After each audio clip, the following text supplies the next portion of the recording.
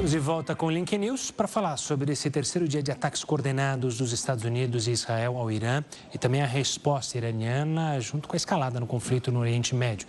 A gente convidou Alexandre Ostrowiec, especialista em política externa pela Universidade de Jerusalém. Professor, uma boa noite. Antes de mais nada, obrigado pela participação aqui conosco no Link News. Boa tarde, Gustavo. Boa tarde a todos que estão nos espectadores aí nos ouvindo.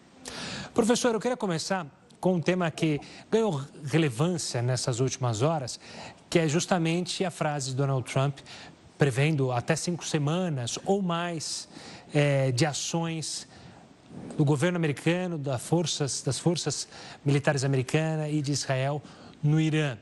É possível prever, eu sei que é difícil, mas imaginar o quão esse conflito pode se estender? E isso está mais ligado às tentativas de desestabilizar o sistema, derrubar o sistema de governo do Irã, ou está muito mais ligado também à resposta que o Irã dá, já que a gente sempre tem dúvidas sobre esse poderio do exército iraniano? Gustavo, uma guerra, como você bem disse, é fácil saber quando começa, mas impossível saber quando termina. Agora, tudo indica que essa tende a ser uma guerra rápida.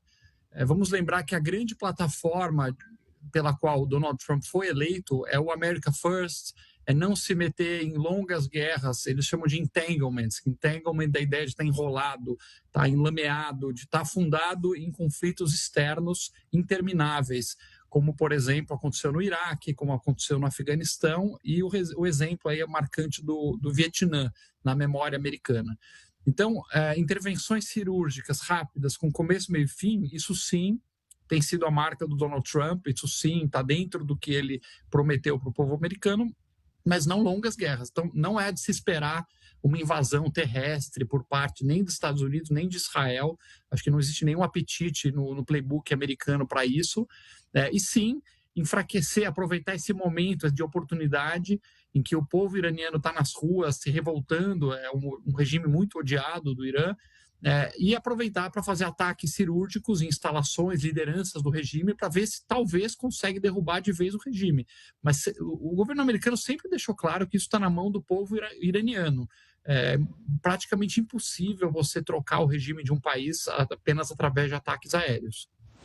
E sobre essa possibilidade de queda do regime interna, na sua visão, de fato, além da oportunidade, a janela de oportunidade, pelo que se viu agora, pelas reações nas ruas de Teherã, pela reação até da própria Guarda Revolucionária, com a morte do Ayatollah, você imagina que há uma crescente para a derrubada? Porque a gente pode lembrar que meses atrás, semanas atrás, havia uma comoção nacional que, com o pulso firme de um governo ditatorial, acabou se arrefecendo. Mas eu lhe pergunto agora, essa oportunidade de fato está maior agora? É uma temeridade prever qualquer coisa, Gustavo. É um fato que o regime iraniano é extremamente impopular.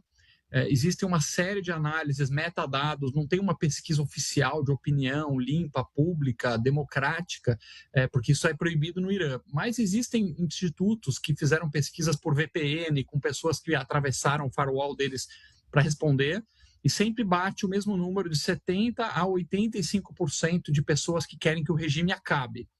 O problema é que essas pessoas estão desarmadas, e a história mostra que um regime armado, com todo o poder militar na mão, enquanto ele não afrouxar, é muito difícil ele cair só por uma impopularidade. Agora, Estados Unidos e Israel facilitaram esse processo, eliminando a alta cúpula, mas eles estão há 50 anos no poder, existe sempre o segundo em comando, o terceiro em comando, o quarto. Então, existe uma janela de oportunidade curta.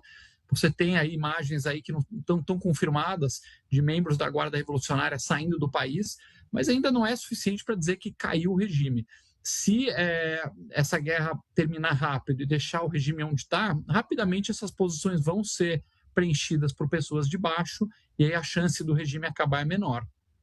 Professor, olhando para o receio que muitos têm desse conflito se alastrar pelo Oriente Médio, a gente tem visto, obviamente, os ataques do Irã direcionados a bases americanas em outros países e também a Israel, uma vez que a força militar iraniana não tem poder de chegar até os Estados Unidos. Como isso pode modificar ou deixar esses países em volta do Irã? Eles podem, de fato, entrar também no conflito ou, por serem ataques direcionados a bases, eles não se envolverem ativamente? Essa é uma situação sem precedentes. O Irã, ele resolveu jogar pôquer com essa decisão de mandar mísseis em tantos lugares e tantos países. Então, é claro que atingir somente bases americanas, atingir os navios de guerra americanos e, claro, Israel, seria esperado, afinal são esses os países que estão em guerra. Agora, o Irã atacar também território saudita, Emirados Árabes, Catar, que é um país que está muito próximo ideologicamente do próprio Irã, o Bahrein, a Jordânia, até o Chipre, que tem bases lá francesas e inglesas, foi alvo. Então, basicamente, a minha interpretação, que aí realmente é uma especulação, mas a minha interpretação observando de fora, o que estava na cabeça dos ayatolás nesse momento, dos que estavam vivos, pelo menos? É uma combinação de coisas. Primeiro, algumas unidades dispersas, nessa morte do comando deles, do alto comando, as unidades estão meio que trabalhando por conta própria, porque está uma cadeia de comando rompida.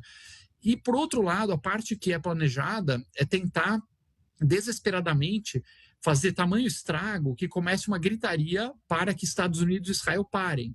Então a expectativa é, poxa, mas os mercados financeiros vão ser abalados, o pessoal do Catar, da Arábia Saudita, do Emirados Árabes vai sair gritando no ouvido do Trump, para essa guerra, está danificando o nosso país aqui. Então essa seria a aposta. Mas o efeito parece estar sendo exatamente o contrário.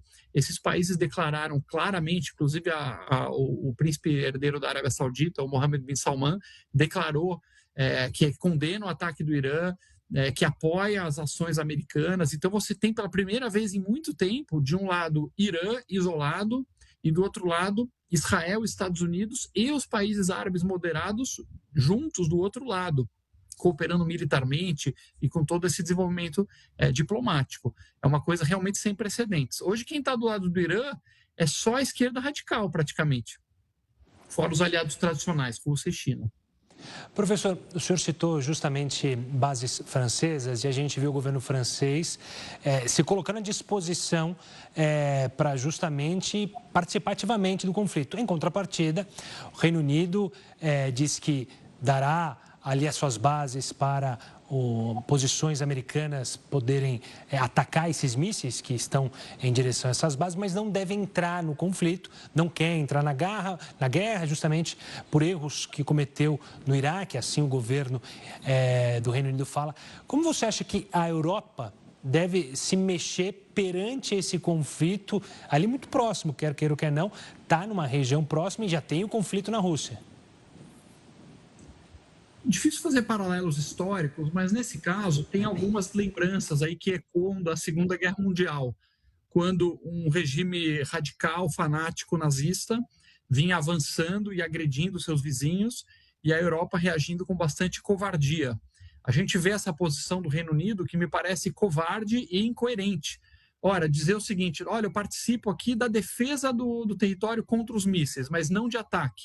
Ué, se tem um lançador de míssil no Irã, lançando os mísseis, então quer dizer, o cara vai cooperar para derrubar o míssil do ar, mas não vai cooperar para ir lá e destruir o lança-mísseis que está no chão? Não faz o menor sentido.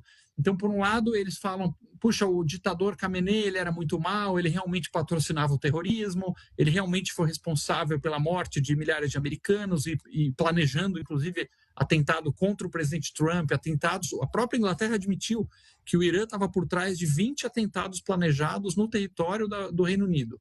E na hora de fazer alguma coisa sobre, eles já falam, não, mas tem que dialogar, precisamos conseguir resolver as coisas através da negociação. Como que você negocia com um tirano radical que está lá numa ditadura matando o seu povo? Você vai bombardear o cara com flores? Vai jogar rosas lá e ver se ele se comove? Então, é uma hipocrisia, um discurso muito vazio de quem só tem palavras e não tem nada para fazer. Professor, infelizmente, nosso tempo acabou. Quero agradecer muito a participação do senhor aqui conosco no Link News, falando, infelizmente, sobre esse conflito. Um forte abraço e até uma próxima. Boa noite, até a próxima.